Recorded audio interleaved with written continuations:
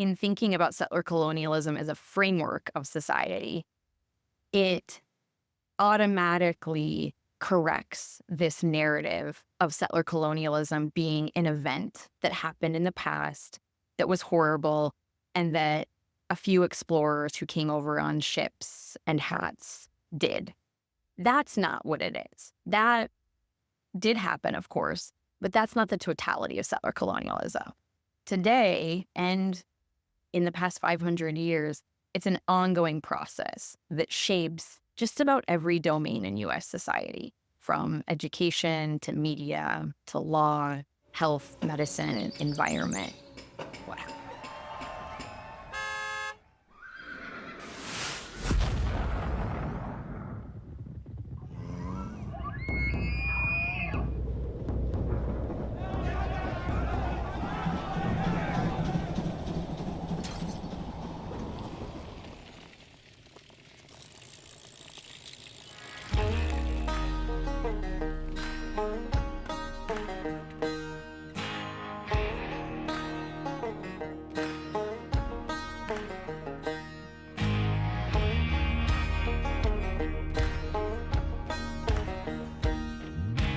You're listening to The Underview, an exploration in the shaping of our place.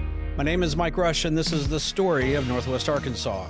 Together, we're uncovering the layered and often complicated history that defines the place that we call home.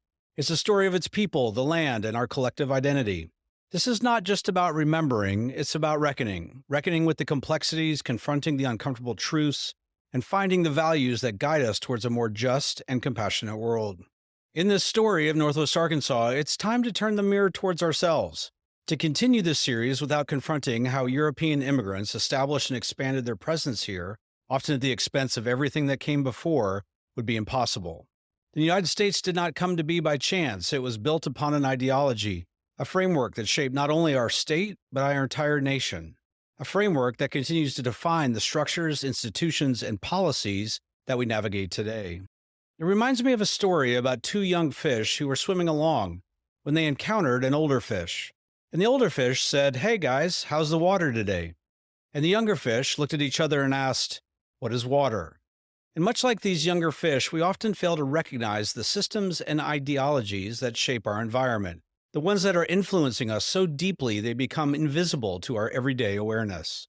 This episode is the beginning point of critically examining the water that we swim in, and how this water has shaped our society for centuries, often unseen, but deeply felt in every facet of our life.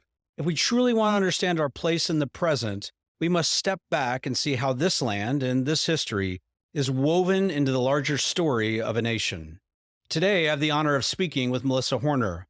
She is a Robert Wood Johnson Foundation Health Policy Research Scholar and a doctoral candidate at the University of Missouri. Melissa's research explores how settler colonialism continues to shape our systems, from policy to cultural narratives, and it highlights the enduring strength of Indigenous knowledge systems in challenging and transforming colonial frameworks. Together, we're going to explore the complex intersections of identity, history, and belonging. We'll unpack the founding ideologies, the systematic imposition of property, and the fracturing of relationality. Most importantly, we'll consider how the lessons of the past might guide us towards a more equitable, relational, and grounded future. As we begin, I invite you to reflect. What are the unseen systems and ideologies that shape the world around us, much like the water in the story that I mentioned? What does it mean to truly belong to a place with such a layered and complicated story? Let's go ahead and dive in. There's a whole lot to work through together.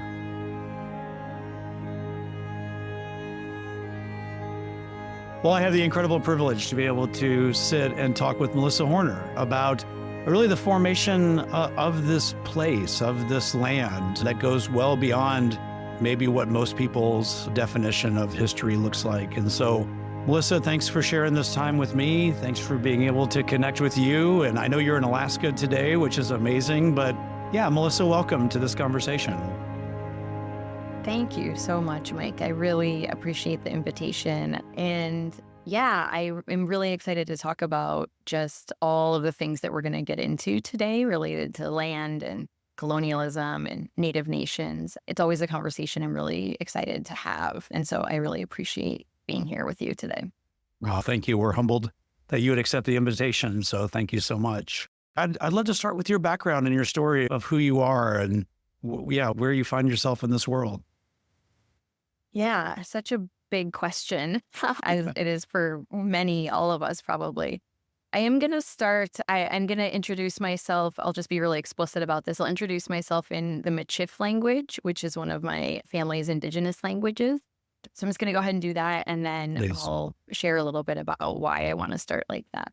So Tanshi Mizami Melissa Dishinakoshin, Nekishkaitan Le Métis, Maparanti La Rivière Rouge, Piamontagne, Atorchu, Oschiwak, Meni Mino di Famille, Célie, Marot, Desjardins, Montour, Pigeron, Montana, Doschin, P Missouri, Newiken. And so that is a really common way that Métis people introduce themselves to people that they're meeting for the first time. I won't translate it directly, but I basically just shared with you all who I am and who I'm in relationship to. And that is people and places. And I gave you some of the names of my family. And I also let you know where it is I come from and where it is I live now. And so that's really important to a lot of Native folks. There isn't a space when I am engaging with other Indigenous people on this continent that they don't ask me who my people are and where I'm connected to. And so it's a very common practice for people beyond Métis communities as well. Thank you. And so I get, for sure. Thank you. It's a privilege to get to share some of that language. One of the things I said too is that I'm learning Michif. It's not a language I grew up speaking. Like so many Native people in this country, Indian boarding schools really wreaked havoc on our families and our languages through the process of assimilation. And so it's been a couple generations since Michif has been in my family. And it's been a real privilege to go on a journey to try to reconnect to it and hopefully be able to pass it down at some point in time.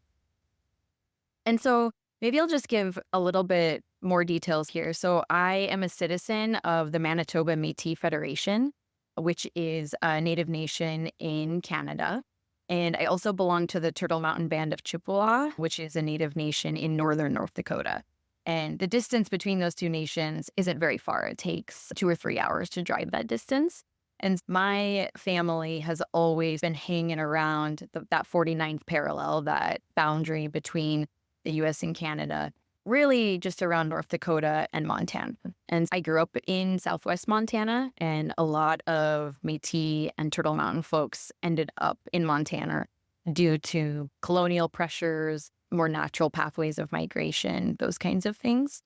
And then I also have settler lineages, including German and English. And I have a couple grandparents who are the children of German immigrants and English immigrants. And so one of the ways I think some of these things I'm sharing have come into play in my work is I have long just experienced being a human in the world who is both Indigenous to this place in what we call the United States and have family that have also arrived in this place as settlers, as immigrants from other places who are not Indigenous to this place. And there have been tensions just in my body, in my family, in my life as a result of this sort of dual experience. And so it's really shaped how I've approached understanding colonialism, understanding indigeneity, and it's made it a lot more robust, I think.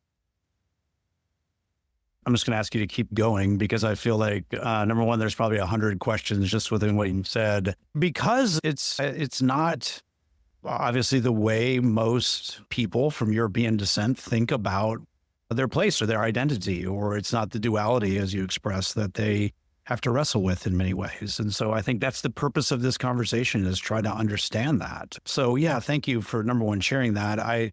This is not just a personal, although I know it goes much deeper than that, but this has also become part of your profession and the work of your life. So I'd love for you to share that. Yeah, absolutely. In some ways with my work, I think, so prior to starting a PhD program, I was a high school English teacher. And then prior to that, I did a bunch of things as people do. I bartended and I cleaned rooms at a hotel and did all sorts of things.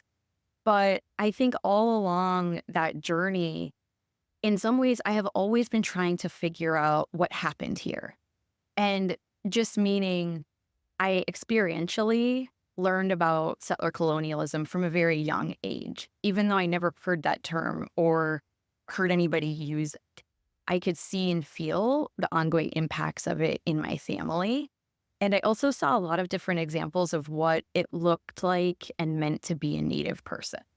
And when I started teaching high school, I really got some opportunities to start exploring different literatures and different texts. I was a high school English teacher. And so I used some of those texts and media sources to really start thinking about some of these ideas alongside my students at the time.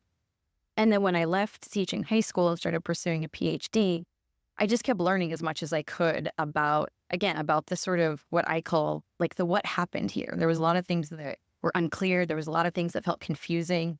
There was a lot of ways, like I said, it showed up in my family, but that I also started noticing in society that I couldn't quite make sense of.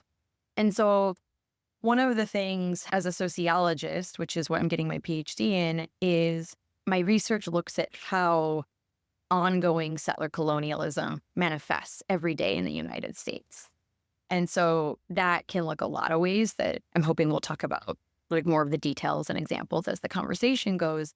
But my current research really looks at how Indigenous knowledge in state level policy has the capacity to lead us to an elsewhere, in a place where maybe Indigenous knowledge isn't included in policy. Then we're probably more likely to be reproducing colonial knowledge in those spaces. And so a lot of my work is actually most interested in some of the messy and gray areas where colonialism and indigeneity get tangled up. And like I said, my research right now is in a settler colonial state government with a large population of Native lawmakers in the state of Montana. I want to talk about, obviously, the topic of your work being settler colonialism and have you define that. But maybe before we get there, I'd love to start us in a place of this idea of Indigenous knowledge, right? Pull us out of where we are today a little bit. And maybe are there some principles that we could start in to just understand that maybe we're not all starting in the same place from this conversation? Yeah, so this is really important to understand it. So one of the things I'm thinking about is prior to the beginning of settler colonialism, there was this place a lot of Indigenous people today would call North America Turtle Island. And that comes from a lot of different creation stories across Indigenous communities in North America. And prior to colonialism arriving here, these Indigenous peoples here had robust societies. There were thousands of Indigenous languages spoken, cultures practiced, really intricate foodways, systems of governance, economic systems. People traveled, they traded, they had medicine, they played sports. And so it just goes on and on. All of the constituent parts that make up a society were here prior to colonization.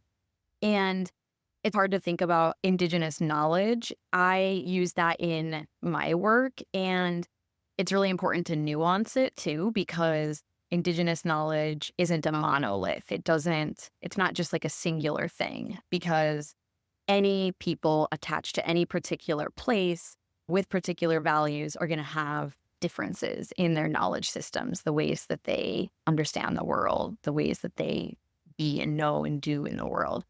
But one sort of common thing that a lot of Indigenous people on this continent have is this idea of relationality. And I think it's a good example to think through a concept of Indigenous knowledge. And so a lot of Indigenous peoples have understandings about what it means to be in good relationship. One of my family's other Indigenous languages is Anishinaabe-Moin. And so Machip was the one I spoke first, and there's another Indigenous line in my family. And Anishinaabe-Moin has information. It has knowledge inside the language that lets us know how to be in the world, how our ancestors were in the world, because these are very old knowledge systems that carry these cultures and values inside of them. And one Anishinaabe law really is something that we call descendant. And descendant can be translated to the English word humility. That's a rough translation. But this word, descendant, broken down linguistically, it has some sort of flavor to it that really is closer to meaning he or she or they think lowly of themselves. And you don't know this at first glance when you say this word descendant, but I have gotten the opportunities to learn from Anishinaabe linguists and educators. One really great one, his name is James Bucolic, and he is just fantastic. And he talks about this word as, from a non-Anishinaabe perspective, a person might hear the word descendant and translate it to, I think lowly of myself. And that non-Anishinaabe person might think that I have low self-esteem or that I'm thinking lowly about myself in that kind of way. But descendant really can be understood through an Anishinaabe perspective as this understanding and way of knowing that means that I know that no human or more than human relative, like plants, animals, land, is more important than any other. And me thinking lowly of myself or me practicing descendant allows me to understand that I'm a relative and I'm in a relationship, that I'm not more important than anybody else that I'm in relationship with. And if I'm thinking about relationality from the perspective of Anishinaabe knowledge in this case, it also means that I understand that in this broad ecology of relations that I am part of and that are part of me, all relatives in that impact one another, whether that be in the past, in the present, or in the future. And so to put this in really stark contrast with like a settler colonial view that, again, hopefully we'll get more into as we go, in these ways, the primary way that I'm in relationship through understanding descendant is not through an economic system like capitalism or through a social system that promotes hierarchy or individual, but I understand that I'm actually relationally bound within these interdependent networks that exercise reciprocity and these flows of responsibility to each other, care for each other, all of these kinds of things. And so in thinking about Indigenous languages, which is always one of my sort of points of entry to think about Indigenous knowledge, Anishinaabe actually tells me how to be in good relationship. And so that is a piece of Anishinaabe knowledge that I know existed prior to settler colonialism, and it persists today too. Mm-hmm. Thank you. It was incredibly beautiful to hear you unpack that, because I think it's an incredible example of just maybe where we're starting from, because, and this is now going to turn into our conversation about settler colonialism, because it's not where we are today, right? And maybe let's start there. For those that are listening that don't know what settler colonialism is, where should we start with this conversation? What's the right posture to be in? That's probably an unfair question to ask you because your brain just exploded maybe a little bit, but yeah, help us find a starting place. Yeah, it's just, we can start anywhere. This is the broad answer. We could start anywhere because settler colonialism is everywhere. And so we can start a lot of places. I think maybe we'll start with just thinking a little bit about this idea of a definition of settler colonialism. So settler colonialism in the U.S. more or less officially began when the first settlers started arriving in North America in the 15th century. But it also took a while for settler colonialism and all of its moving parts to start to become systemic, or to start to become a part of all of the social structures in United States society. And so what is settler colonialism is exactly what I've spent a lot of my life and career trying to figure out, trying to think about. I think the short definition of settler colonialism is the removal and erasure of Indigenous peoples in order to take land for use by settlers in perpetuity, forever. Indigenous peoples were really in the way of settling. There was this place that was newly discovered for Europeans. They didn't know that it existed before. The people who had been here for thousands of years, of course, already knew that it was here because that was part and parcel to our life. But it was probably pretty surprising to European folks when they were coming over initially that it was fully populated already. There was all of these people here with their own societies. And so the project of settler colonialism, in large part, has been to try to figure out how to remove Indigenous peoples from the physical land and erase all of the ideas about what society was already in this place. And that, again, was all in the service so settlers would have physical space to stay and could build their own replacement society with their own knowledge, their own values, their own ideas and laws that they brought with them to North America. And so that's a more or less compact understanding of what settler colonialism is. And one of the things I have found just in my teaching and just even in my own thinking and understanding, giving it a definition like that is certainly helpful. It provided a really good entry point for me when I first started learning about it. And a definition inherently flattens it. It takes out all of the nuance in some ways. And I often today think about settler colonialism as a framework for society. And that kind of infuses the kind of texture that it deserves and represents it a little bit better.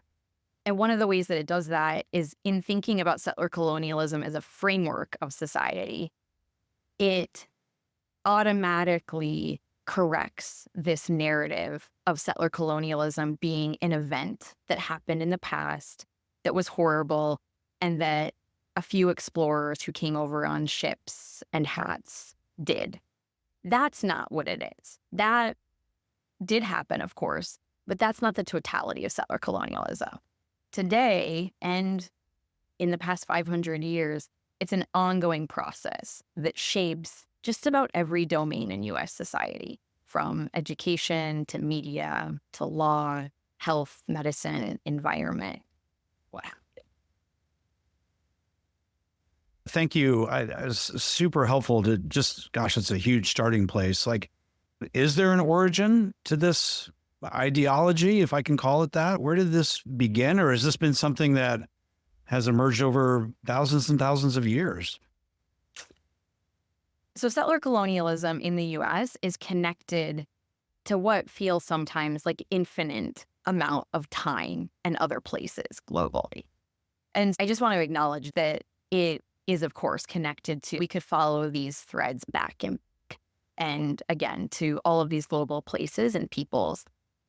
And I think for our conversation here, limiting our scope a little bit will be helpful. And so I do think one place we could start that is leading up to the arrival of settler colonialism on the shores of North America would be to talk a little bit about the origin of the Doctrine of Discovery and some of the principles that underlie those practices. The Doctrine of Discovery is it's a pretty commonly used phrase. I didn't know exactly what it meant until I really dug into it, but it was certainly something that I had heard a lot and that had been included probably in my social studies or history classes when I was going to school in K-12 education. And so the Doctrine of Discovery really established a combination of a religious, a political, and a legal apparatus or a justification for colonization and the seizure of land. And this was happening globally. We can see the beginnings of the Doctrine of Discovery in the 1100s. So that sort of gives us a starting point that's a long time before now, of course, and even before settlers first arrived in North America. And in the 1100s, there was a series of papal bulls, which are basically just like these formal documents issued by the Pope of the Catholic Church that communicates proclamations and decisions that the church is formally making. And so The 1100s saw a series of those. But it really was in 1493, there was a papal decree that really justified Christian European explorers' claims on lands and waterways that they allegedly discovered. And what it did is promoted sort of a Christian superiority that started being applied in places like the continent of Africa, different places in Asia, Australia, New Zealand, and then that started being extended over to North and South America. And so that 1493 papal decree really said that if an explorer proclaims to have discovered land in the name of a Christian European monarch, and said explorer puts that flag down in that land and then formally reports that discovery to the Christian monarch, that person found that land, they put down the flag, then this papal bull says that land is now that Christian European nation's land, even if someone was already there. Now, one of the things that the doctrine also did was that it fueled white supremacy in terms of these were white European settlers coming to these places. And one of the sort of beliefs or systems of reasoning that they were using was that they were instruments of the divine. And so they were going back to this idea that God told them that they could come here and take this land. That was coupled with this idea of cultural superiority, or this belief that Europeans thought that they knew what was best to do with land, regardless of what people in any of these places were already doing with this land, how they were living their lives, etc. So I'm going to extend this just a little bit more because I think there's a couple other important things here. Is that cool? Yeah, please. This is phenomenal. Yeah. So you have this international doctrine that's being applied all over the world. Again, Africa, Asia, New Zealand, so on. And so it's informing how settlers are approaching the lands known as North America as well. And one important thing to keep in mind is that the Doctrine of Discovery, being this political international framework at this point, is not working alone. It's a legal framework that's also being drawn upon alongside other ideas: terra nullius, manifest destiny, westward expansion. Again, these are probably familiar terms to most folks that really often show up in history textbooks in the United States. But really digging into some of these helps us understand why the Doctrine of Discovery became so powerful in the process of settler colonization in the United States. To me, what's number one, you articulated it so well, so it makes it easy to get my head around. But I think it's going to take people a while to get their head around this. If we did nothing but spend an hour here, I feel like there's great value. So please, Okay, keep going. Definitely, yeah. Okay, so understanding some of these additional ideas, I think, are really important because, again, back to myself in my own education, hearing words like westward expansion, manifest destiny, I think they get taken for granted. I think I took them for granted, that I took them as maybe a one-sentence definition, took it at face value, and it just doesn't really do justice to understanding the sort of origin story, I think, of settler colonization in this country. So one of the things that was a really foundational idea that the Doctrine of Discovery relied on a lot was this idea of terra nullius. And a sort of direct translation of it is, it refers to a sort of a territory with no master, or like a nobody's land. And so it's a term that shows up a lot in public international law, and it's used to describe a space that might be inhabited, but it doesn't belong to a state, meaning that land isn't owned by anybody legally. And according to this term, terra nullius, people being in a place really only counts if they ascribe to the concept of ownership and property. And legally own the land. And if they don't, and or if this land belongs to people that are not globally recognized as a formal nation, according to Europeans, for instance, then they don't count either as being in that place, which means the land is up for the taking according to this sort of entanglement of these international laws.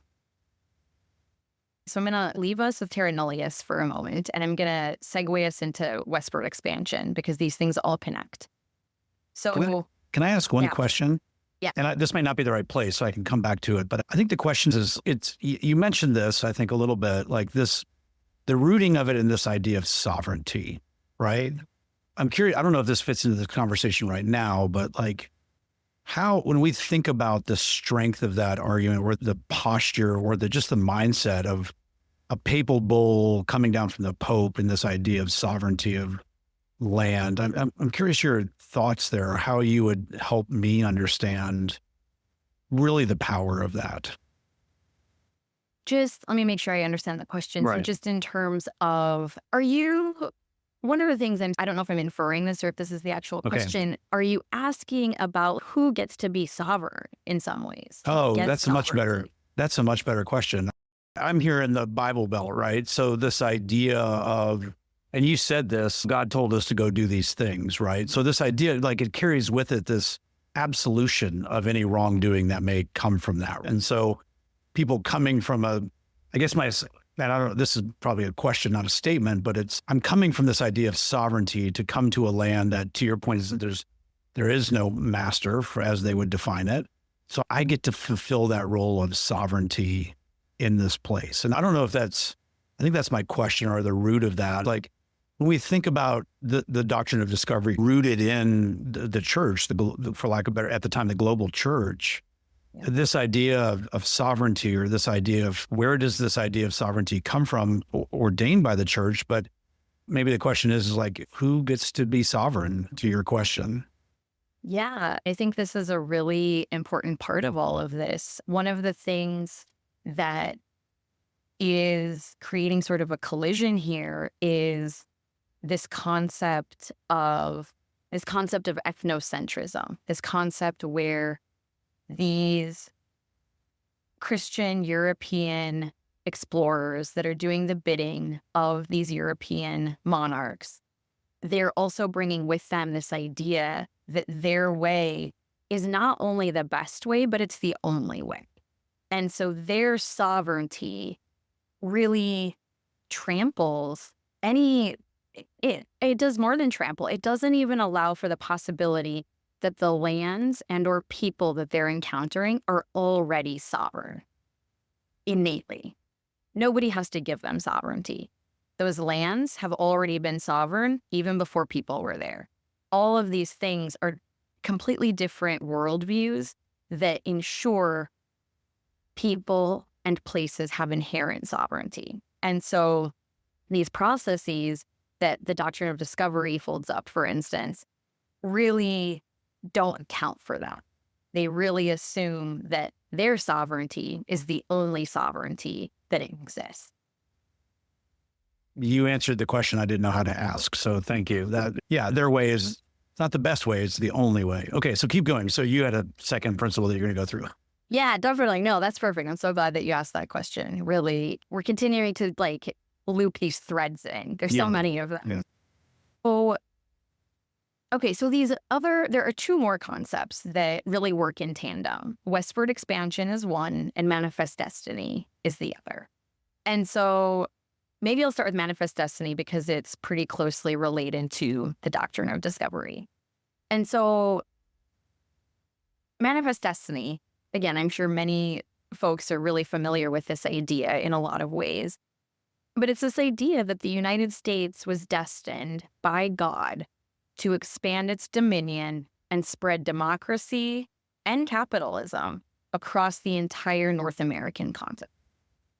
And again, we're back to this idea that these are realities that are trying to be fulfilled through a combination of legal, religious, political, spiritual, cultural avenues.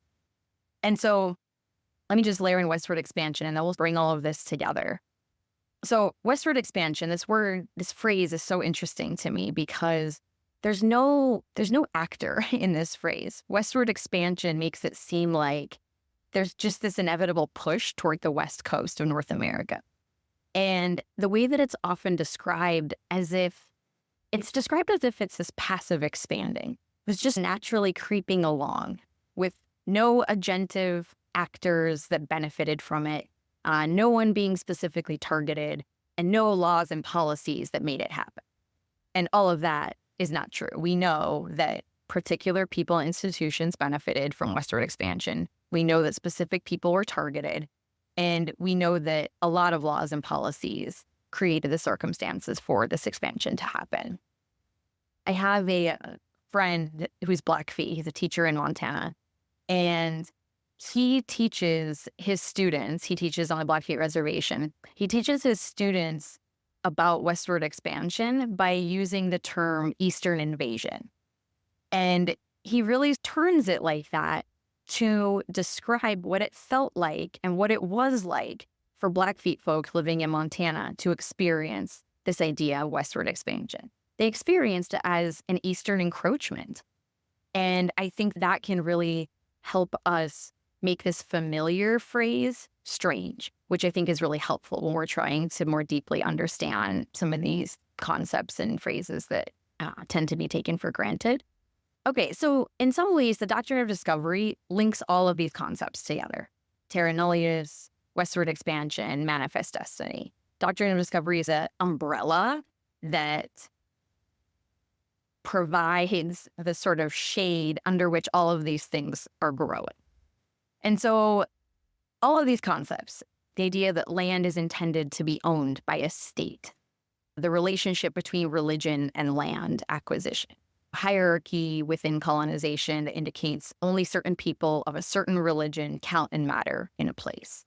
And if European explorers arrive to a place that's new to them, and there are already people there with their own society, and those people are not Christian, then they're irrelevant from a settler colonial lens of who gets to claim that place.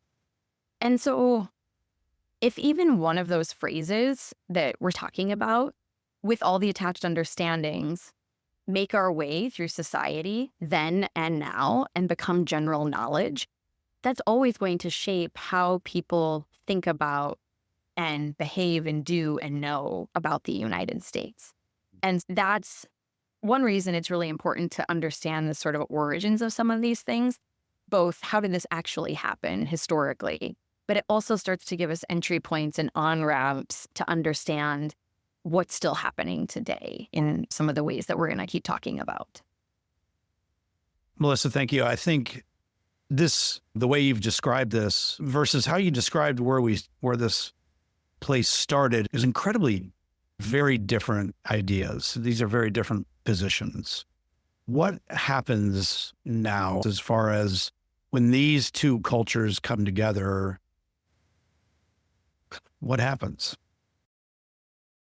I'm wondering, okay, so I'm thinking of two things that might help us. I'm hearing you, we've laid out some historical stuff. Right. And now we need to start segueing into what does this mean for people right now in 2024? Like, how might we think about some of it?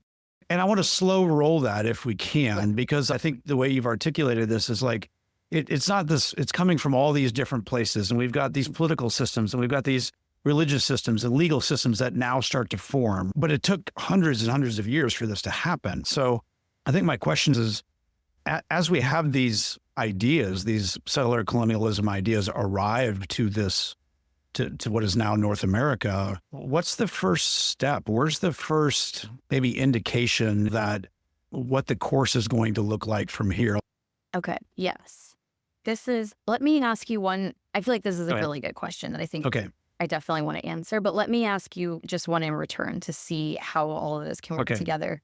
One thing I'm wondering is if it would be helpful to lay out, there's probably more than this, but in my work and my understandings, there are 4 parts of settler colonialism. Yes, that would be helpful. Okay. With the arrival of this framework, maybe we'll call it that to begin with, Given and these ideas of manifest destiny, westward expansion, what's the framework of those? Like, what are the components that help us even understand how those ideas maybe start to become a reality and become a part of how these legal and religious and political systems start to get created over the course of time? Yeah, absolutely. This is where getting to understand the, I think framework is a perfect sort of way to describe it, because it's okay, how do we think about how settler colonialism then has structured the United States? The way that I think about this is there are four really important parts of settler colonialism. And these four parts can all stand alone and they work together. And so I'm going to briefly outline them and give a few examples here and there, but I think they'll show up again as this conversation goes. And so the first part, I already mentioned a little bit. And this first part is that settler colonialism, one of its primary goals is to always attempt to eliminate Indigenous peoples.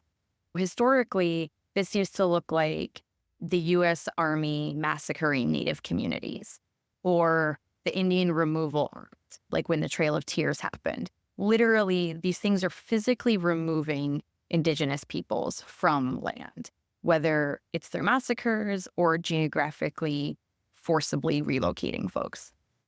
And as colonization has gone over 500 plus years, elimination of Native peoples have taken other shapes.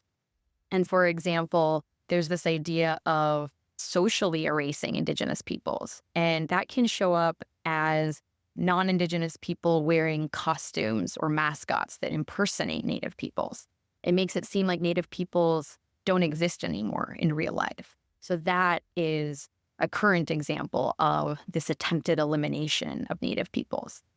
And again, just because this is a really important part to understand, the elimination of Native peoples is a key part of settler colonialism, because Native people have to be gone one way or another in order for settlers in the past and present to make their own version of a replacement society in place of Indigenous societies that have always been here.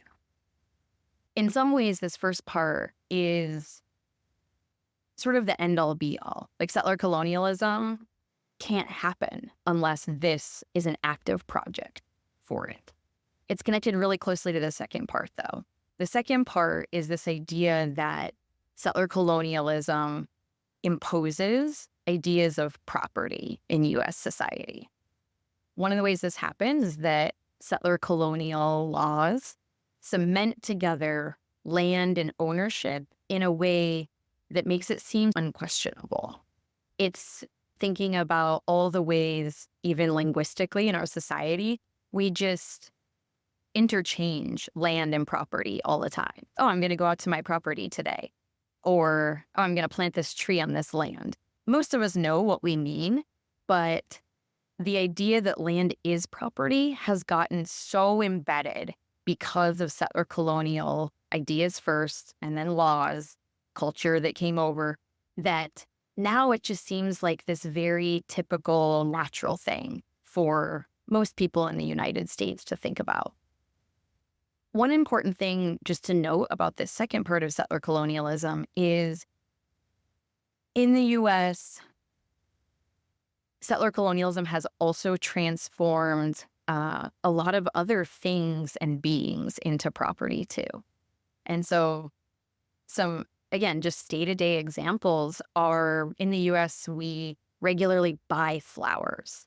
We have grocery stores where we purchase food that then belongs to us. We participate in these monetary transactions to get medicine.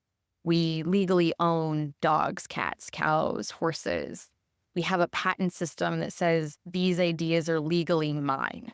I could go on. But those are all examples also that are attributed to settler colonialism. Settler colonialism has laid the foundation and put in place hundreds of years of cultural understandings and legal policies to transform land first, and then this wave of all this other stuff that I mentioned, into things that are owned, even though none of these things are inherently ownable or intrinsically property. Yeah, I think those are the important parts of this sort of second part of settler colonialism.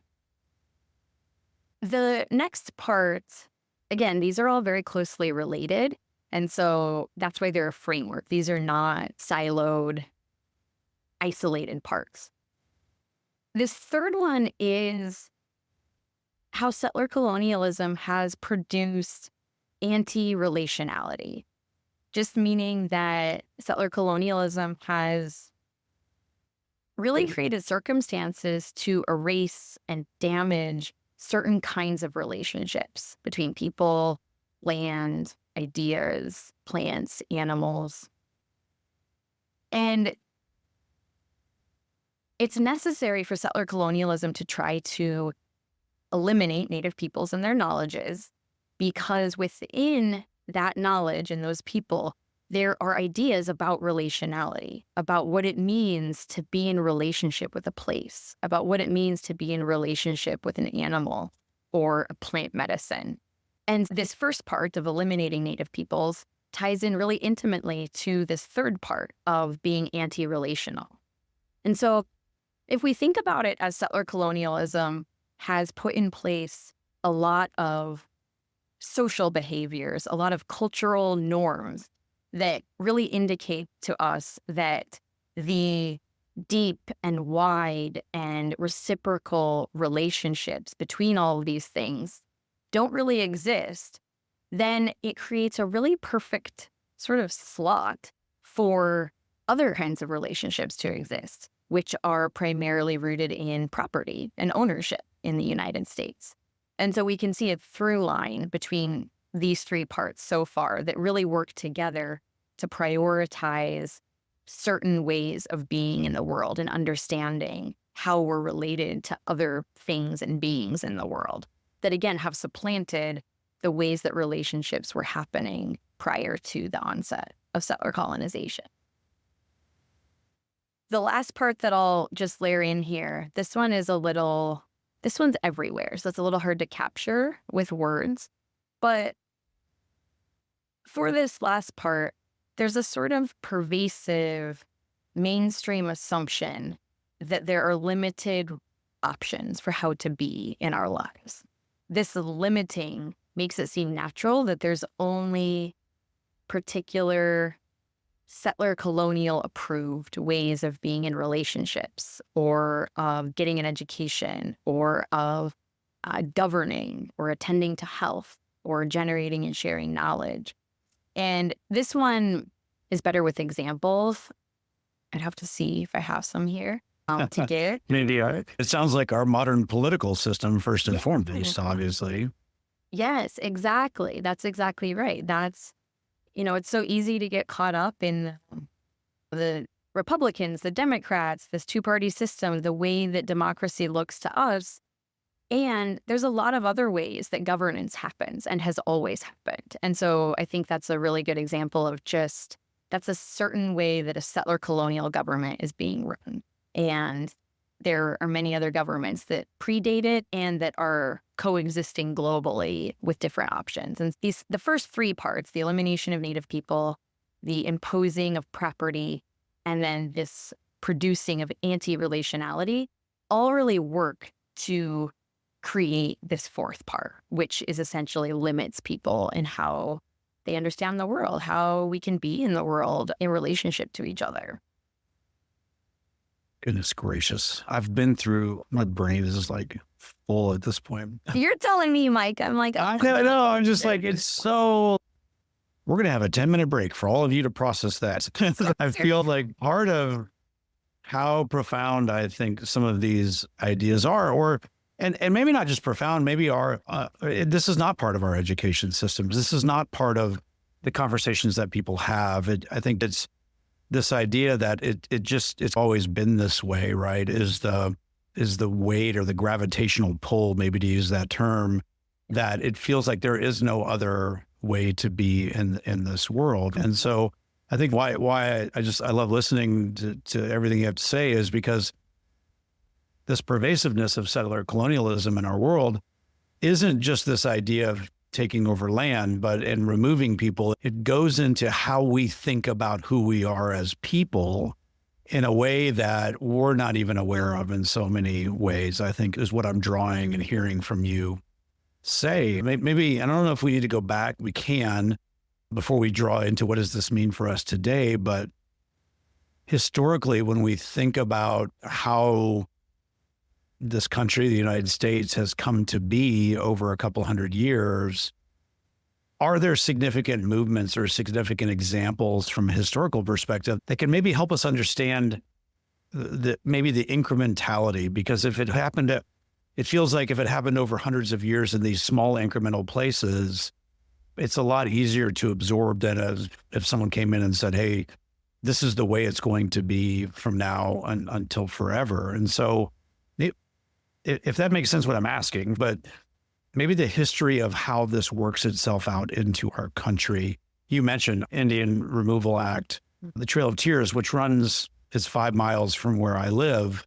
These are things that are real and came into this place. And so, I don't know, can you walk us through maybe some of the major movements in the history of the forming of this country that we can point to maybe help unpack this a little bit more? Yeah, absolutely. I think one of the ways that is really helpful as a lens to think about this is through what I know as, or will refer to as federal Indian policy. And just again, to make this a little bit more bite-sized, to think about specific ways that policies over the course of a few hundred years have created the circumstances that we're in today. And so I'm going to start us in 1778. This is not an arbitrary year, I promise. 1778 is important because that's the year the United States made the first treaty with a native nation. And so that is the sort of birthplace of a political relationship between the United States and native nations as sovereigns that are interacting with each other. And one just interesting part about that is one of the reasons that the United States was interested in making treaties with native nations was to demonstrate to a sort of world stage that the U.S. as a burgeoning global sovereign power could make agreements with other sovereigns. And so it was a move to demonstrate, particularly to England, France, these places, especially because the U.S. was so recently independent and so close to colonyhood that they were like, all right, we have all these nations here already, so let's make some treaties with them so we can show everybody else that we are sovereign. So at that point in time, I'm going to fast forward us and I'm going to hit on some really important parts of federal Indian policy that are going to show us how the elimination project of Native peoples was happening, and also how cultural values of the United States were also starting to get put in place of Indigenous values that were pre-existing. Fast forward about 50 years from that first treaty, and we have 1830, and we have the American Indian Removal Act. And this, like I mentioned a little bit earlier, is the place where the Trail of Tears lived in history. This act really was trying to physically move as many Indigenous people as possible from their locations, their home places, east of the Mississippi, and move them west of that at that point in time. And so the Trail of Tears is the most well-known removal process, but there were many others that were happening to many other tribes, north and south in the United States at that time. And we also don't oftentimes think about in that kind of removal the sort of cultural catastrophe that was for people getting removed. These are Indigenous people who had been on these lands for thousands of years. All of their spiritual practices, all of the ways they got food, all of the ways they stayed well and healthy through medicine and movement were all attached to these specific places. These people were in deep relationships with the land. And so they were moved basically overnight because of this policy to other places. And so that was a really good way for the settler colonial government to start fracturing Indigenous knowledge as well. You take the people away from the place where their knowledge lives, and you're doing a pretty good job at making sure they can't keep that knowledge with. Very similarly, 20 years later, the Indian Appropriations Act in 1851 that created reservations.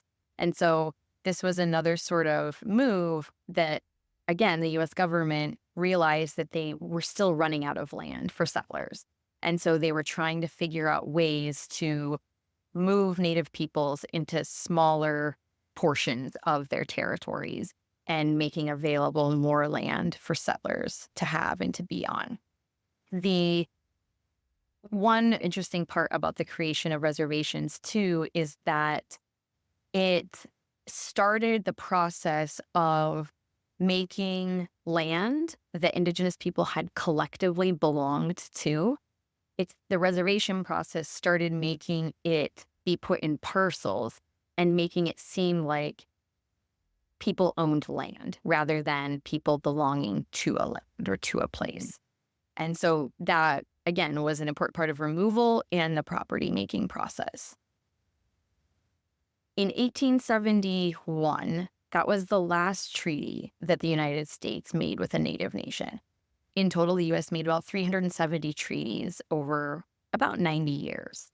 And that was the point that the U.S. felt like they had enough sort of political and physical, literal land that they had in their possession that they didn't even have to pretend to honor the sovereignty of Native nations anymore at that point. And so the 370 treaties that were made still exist today. I invite my students when I teach to look into the lands that they're from and or the lands that they're living on to see what treaties are attached to those. Treaties are living documents, and the terms of them are still alive and valid. And so not a lot of people know that. And so it can be interesting to look at the treaties that the U.S. government made with the Indigenous peoples in a place that you're in. So I'm not sure what they are for Arkansas, but I imagine there are some attached to that place in particular. Yeah, absolutely. The Quapaw, for which the state is named after, Osage, Caddo. And of course, people don't think about Arkansas as a frontier place. Missouri, Kansas City, Fort Smith, all of these. And obviously, Oklahoma is 25 miles from where I sit. This was Osage hunting territory, but because the Ozarks are so rough, there wasn't like many permanent settlements. There were permanent settlements, not many. Yeah. White people were not allowed here, but they came anyway. So all of that for sure, but keep going. So another moment that's important is in 1883. And so in 1883, Congress passed what they called the Religious Crimes Code, which banned Indigenous ceremonies like potlatches. And they were particularly keen on outlawing Indigenous cultural practices that included dancing, like the ghost dance or the sun dance. And so the 1883 Religious Crimes Code was a formal exclusion of Native people's First Amendment right to freedom of religion. And the policy really impinged on and affected Native people's ability to practice their cultures. It also gave real authority to the Bureau of Indian Affairs agents employed by the federal government to halt any of those cultural practices if they saw them. And they often did this through physical and carceral violence because Native people practicing these ceremonies and being involved in their cultures were deemed to be subversive to the project of the United States and the nation the United States was trying to build. This is skipping ahead, but I'll just say it now. The policy wasn't legally reversed until 1978 with the American Indian Religious Freedom Act. And so that was only 45 years ago. And all of that time, it was about 100 years, Native peoples could not legally create or be involved in ceremonies and practices that connected them to their lands, to their communities, to their cultures. And a couple just parts that I want to highlight about this particular policy is that this was really key in making sure that Native people's knowledge started to be decimated. It was illegal, and so some people just stopped practicing for fear of consequence, repercussion. It also became really hard to pass it down to subsequent generations, because if it has to be done in hiding or it can't be done on the land that it was meant to be done on, then it becomes really hard to generationally transmit these knowledges that Indigenous people had. The thing that was happening simultaneously between 1883, when it was passed, and 1978, when it was finally repealed, is that during that stretch of time, that near 100 years, settlers also started taking what they wanted from Indigenous ceremonies and from Indigenous cultural practices for their own use and for their own benefit. A really common one that still exists today is you might go into a store or see online these little sage bundles. I think they're called like sage burning kits. And that is connected to a practice that, like my tribe, for instance, calls smudging. And we've done that for thousands of years. We've been in relationship with these plants, whether it's white sage or sweetgrass or cedar. And we have specific ways that we burn these medicines for particular reasons in our life. And so that was outlawed for 100 years nearly. And during that time, because Indigenous people and settlers were still living in close proximity in a lot of places, settlers were taking up some of these cultural practices and appropriating them, frankly, for their own use, because they didn't have to be worried about facing any kind of consequences for breaking that kind of law. All right, so I have just a few more here to finish our please. journey through federal Indian policy. So 1887 is a really important moment as well. That's when the Dawes Act was passed. It's also called the General Allotment Act. Typically, U.S. history classes do teach about this a little bit. But the important part that I want to highlight is, so we had in 1851, reservations were established. 1887, the Dawes Act starts chopping up these reservations. The Dawes Act basically starts dividing reservation land into individual parcels of homesteads. And so this opened up millions of acres of what the federal government called surplus land to white settlers. And one of the reasons the federal government did this is because they realized that Native nations were maintaining a lot of their community-based cultural and political power in these reservation epicenters. These were the heartbeats of some of these nations. And the U.S. government was like, oh, that isn't really going to work well for this whole project we're doing. Let's start to parcel out this land. So again, we're eliminating the ways that Native people were being in relationship to each other and the land, eliminating the ways that they were governing, and simultaneously parceling off collective land that groups of Native people were living on together.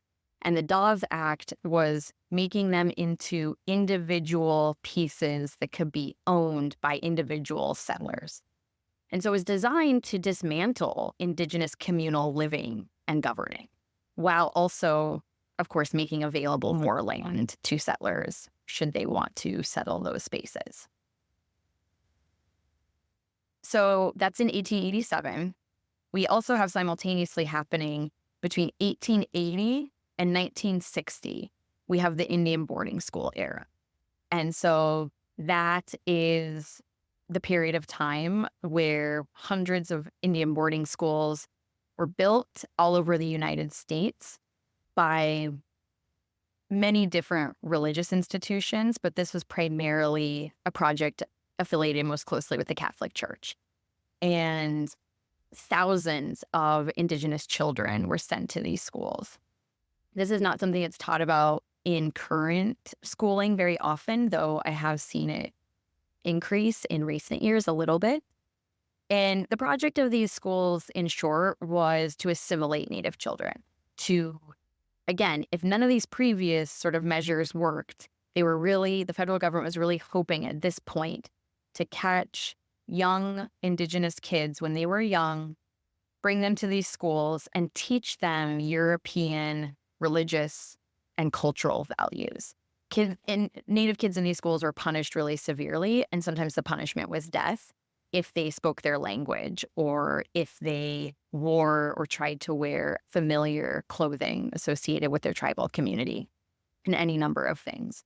And so that lasted for about 80 years. And again, was really instrumental in the project of eliminating Indigenous knowledge of how to produce societies, how to live in the world that the US government was trying to replace with European ways of doing things, ways of speaking, practicing spirituality. Okay, so we get to 1924 now. 1924, the US government makes Indigenous people citizens of the United States. And this should sound ironic as I say it out loud. It was. A lot of people continue to believe that it is. Indigenous people in 1924 already belonged to their own communities and their own nations. They didn't want to be citizens of the United States. And that's not to say not that all of them didn't, but many of them recognized it as a very strange thing for the United States to do. And the United States really delivered it in a way that I would call sort of benevolent paternalism. Like the United States is like, we know what's good for you. You can be part of us now. You're welcome.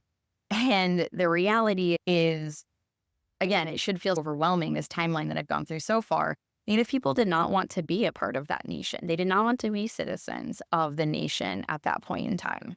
This was 3 years before my maternal grandma was born. And so her parents were born and lived here as Indigenous people that were not citizens of the US. And then midway through their life, they suddenly became citizens of the United States. So again, I just offer that from my own life to contextualize this, that this wasn't that long ago.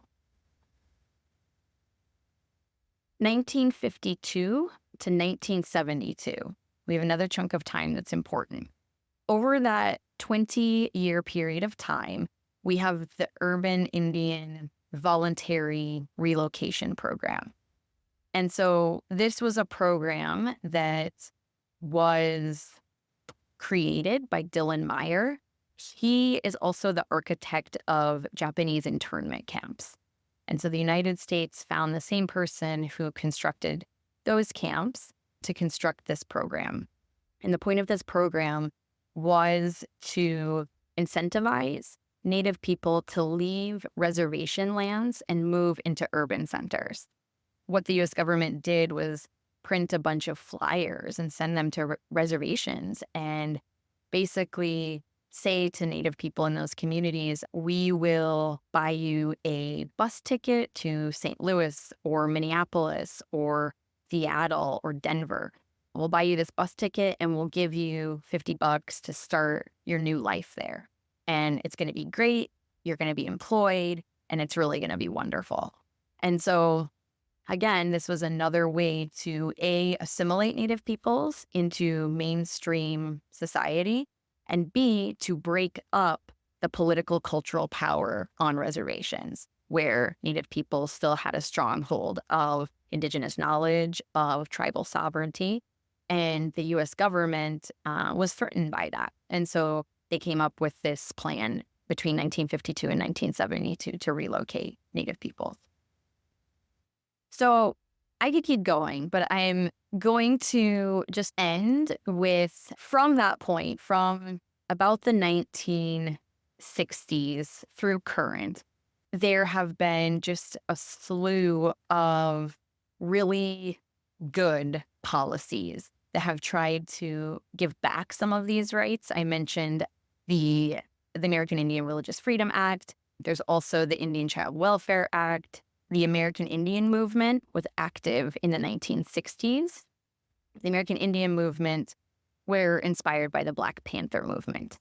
And so the reason things started shifting a little bit for the better was because Native people started to organize and model themselves, frankly, after civil rights activists from Black communities.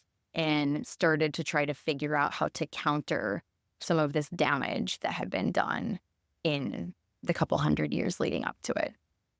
And so one thing that I'm wondering is if folks listening to this are feeling fatigued by this timeline. And not that I want them to feel fatigued or you to feel fatigued, Mike, but it gives a flavor of the really systematic attack and movement of the settler colonial government on Native peoples to do these things that the framework of our society hinges on, to eliminate Native peoples and knowledges, to build property, to create anti-relationships, to make sure no Indigenous knowledge is available to be shared amongst people, to think about ways that we might be able to do society differently. And so this isn't even all of it, of course, but there is a sort of fatigue in it, in just even going over it, let alone living it and building a country that has been founded on a lot of these things. It can be overwhelming for people who maybe have spent their lives not having to think about it, right? Which is obviously a privilege that many people have, that we don't have to think about it from predominantly white communities. But the necessity of understanding this in the long view of history maybe allows us to start making sense of where we are today and who I say who we are as people, although that's probably a really insufficient way of saying it, because the reality is that we don't share a common story, a common history, and our views of that history even are not the same, right? Even if we subscribe to an understanding of all these historical events. And so I think this idea of having an authentic conversation about the reality of the forming of our place, how we feel like we belong or frankly don't belong to that place, has an incredible amount of relevance to how we even think about where we are in the world today. And number one, I'm incredibly thankful for you walking us through that. And unfortunately, I think one of the conversations that when we talk about our history, because of the way that the history books have been written, there are a lot of voices that are not represented in those spaces. And we see that in the history of enslaved people or civil rights, that people from those communities have to tell that story, or they're telling that history. Coming from an Indigenous place, you're the one having to educate communities on what the reality of these stories and this history is, and which feels deeply unjust and deeply unfair. And so I do want to acknowledge just the duality of a history that, has created a situation where in many ways, the way that history has unfolded has really alienated most communities from it in a way that has allowed so much of that to continue to be perpetuated in the world today. And I know that's a very insufficient statement, but I think that's the processing of why this matters.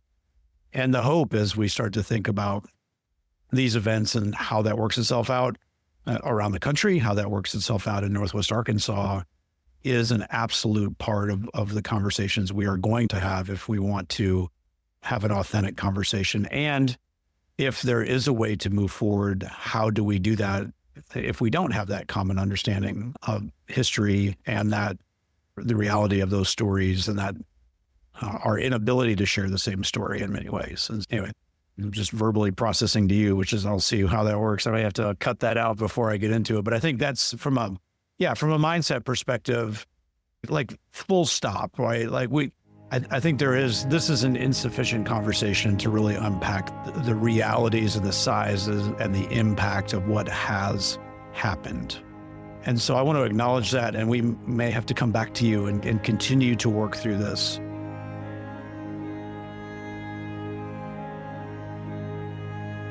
Well, it's more than a huge thank you that we owe to Melissa for sharing her wisdom with us today. And as you can tell, our conversation is far from complete. So in the next episode, we'll continue exploring the profound impact of this founding ideology on both our individual lives and our collective society.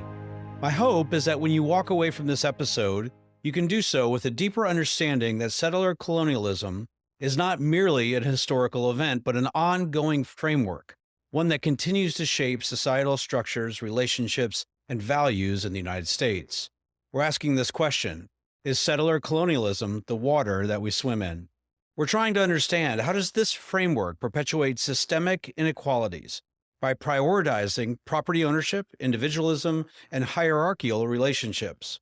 How do these priorities lead to systems that are inherently anti-relational and thereby anti-community?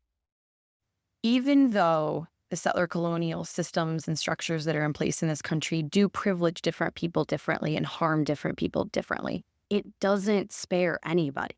There are costs to everyone. And so one of the things we're talking about in this moment is the cost of not belonging to a specific place, knowledge system, language that we can track for centuries in terms of white folks, white communities in the United States. That's a loss. And we see that over and over again through different symptoms and manifestations of disconnection in this country. And so if this is anti-community, then it's going to absolutely work against our ability to create a sense of belonging and an understanding of how we should shape our place. Next week, we'll release the rest of this conversation in the hope that we can continue to understand the impact of settler colonialism, both historically and how this ideology is impacting us today. And perhaps most importantly, we ask this question: can Indigenous peoples and their knowledge systems guide us towards a future that reimagines and redefines these structures?